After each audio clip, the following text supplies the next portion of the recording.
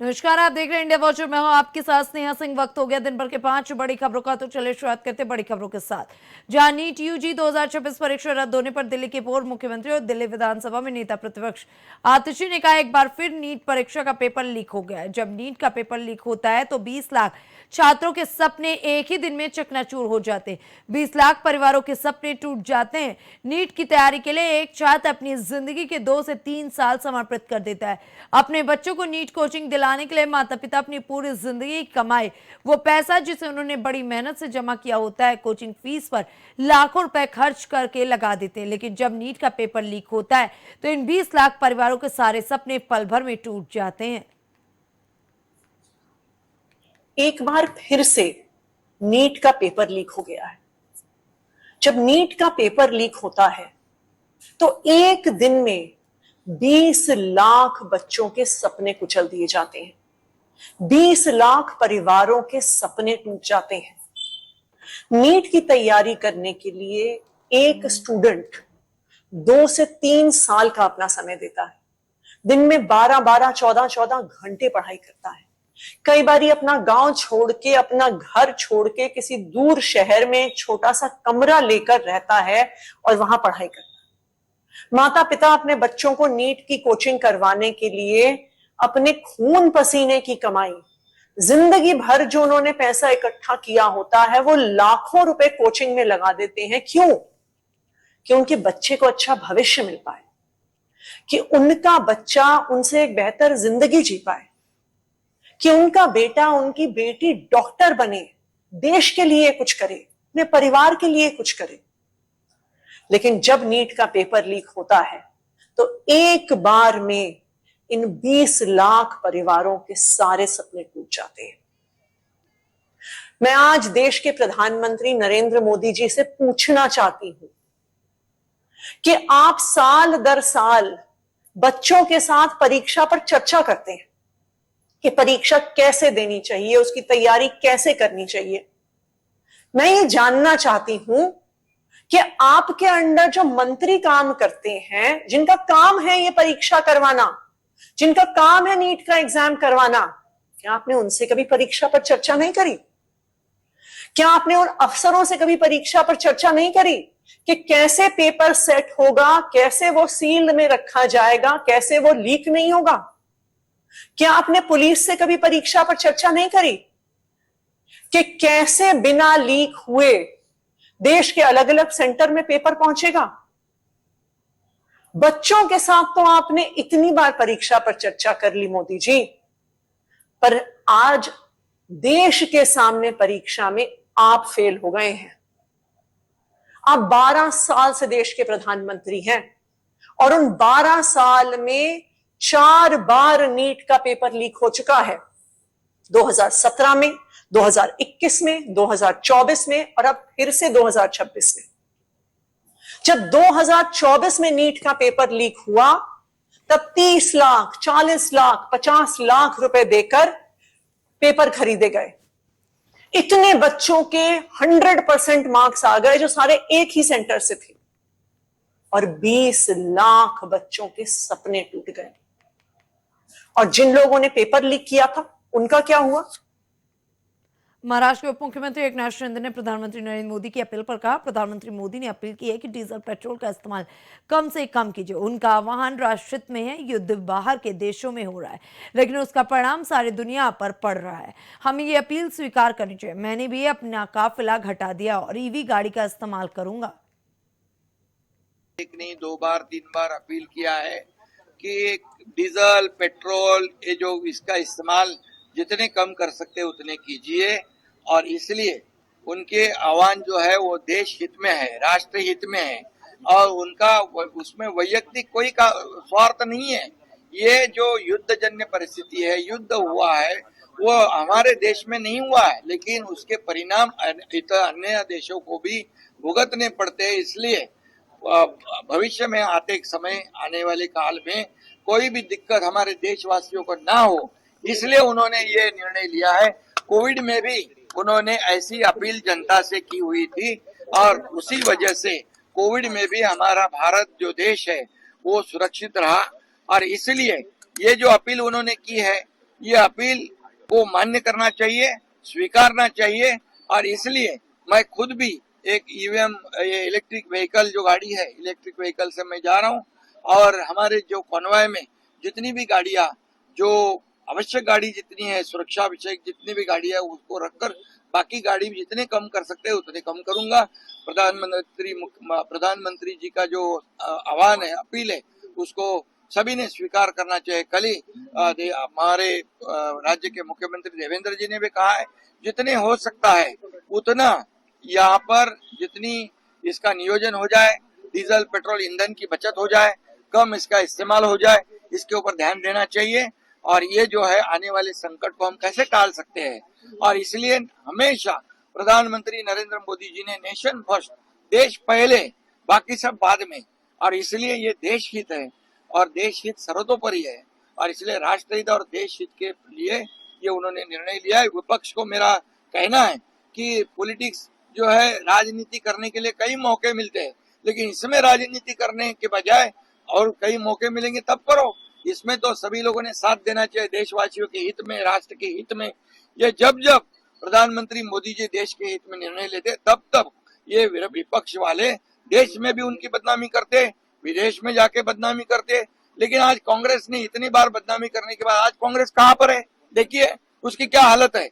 और जब जब मोदी जी के ऊपर जो लोग बदनामी करते, आरोप लगाते, उनको ये देश की 140 करोड़ जनता जो है, ये सही जवाब देती है, उनको सबक सिखाती है।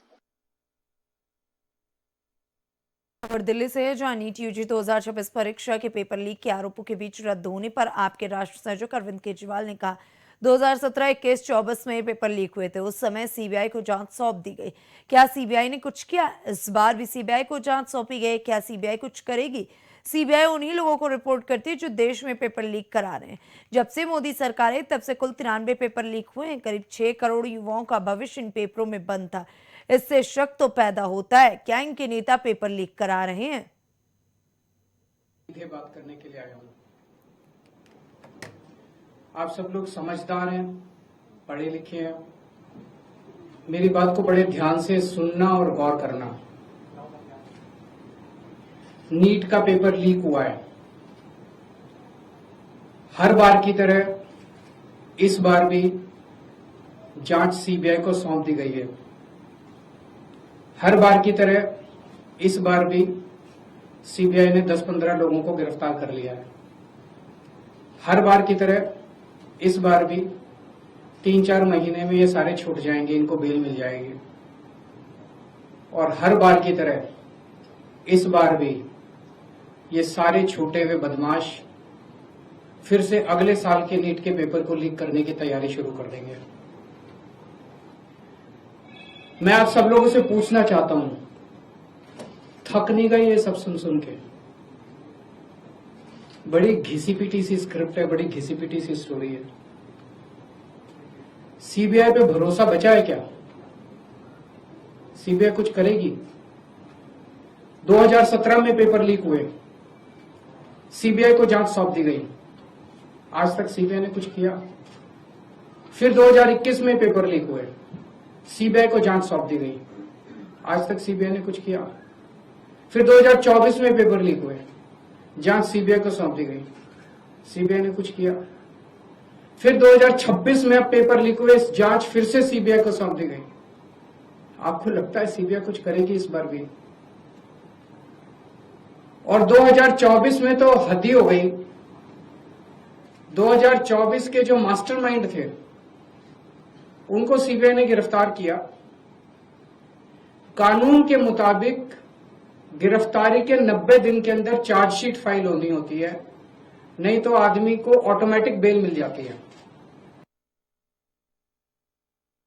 कांग्रेस नेता पवन खेड़ा को लेकर सियासी और कानूनी विवाद गहराता नजर आ रहा है। वरिष्ठ कांग्रेस नेता रिपुन बोरा ने कहा कि एक कानून का पालन करने वाले नागरिक के तौर पर पवन खेड़ा खुद पान बाजार पुलिस स्टेशन के क्राइम ब्रांच के सामने पेश हुए।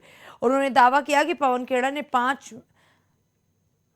पूरी तरीके से जांच में सहयोग किया। रिपुन बोरा ने इस पूरे मामले को व्यक्तिगत दुश्मनी करार देते हुए आरोप लगाया कि मुख्यमंत्री ने इसे निजी मुद्दा बना लिया है। No, first you see Pawan Khera as a law-abiding citizen of our country, he has come and he has appeared in the crime branch of Panbazar police station, because in his bail petition there is the provision in the Supreme Court everywhere. When a bail is granted to a person, then this provision is there that he will have to appear for the sake of investigation to the investigating officer, to the concerned police station for interrogation. So this is routine nature. This is routine nature. So therefore, as per that provision, Supreme Court, Honorable Supreme Court has also given the direction, and on that, in compliance of that direction, Mr. Khera has today come, and as law-abiding citizen, he has appeared before the police investigating officer. They will now interrogate.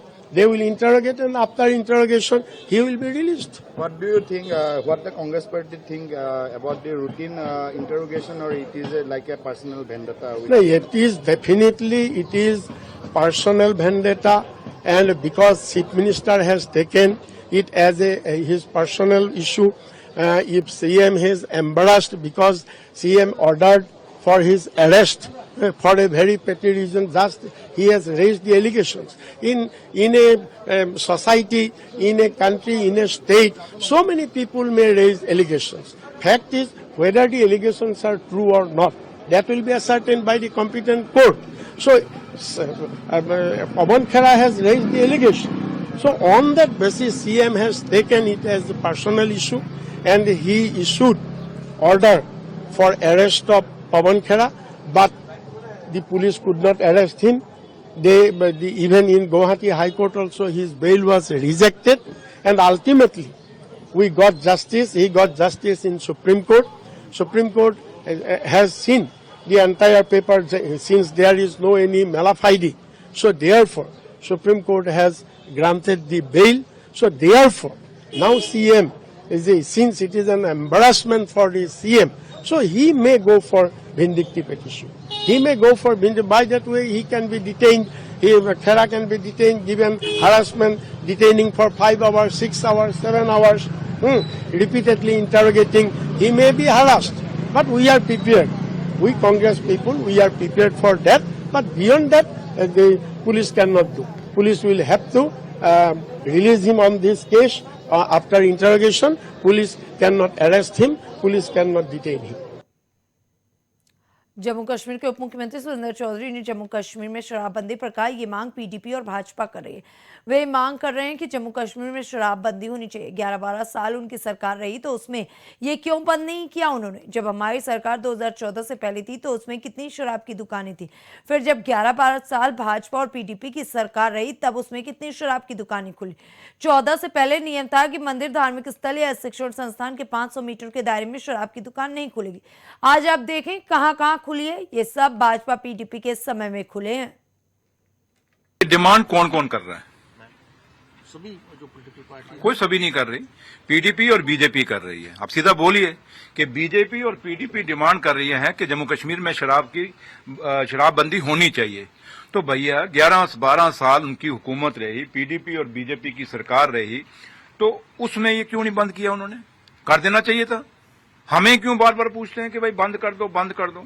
और दूसरी बात कि आज ठीक है, जब हमारी सरकार 2014 से पहले थी उसमें कितनी वाइन शॉपें थी, एक डाटा आप निकाल दें।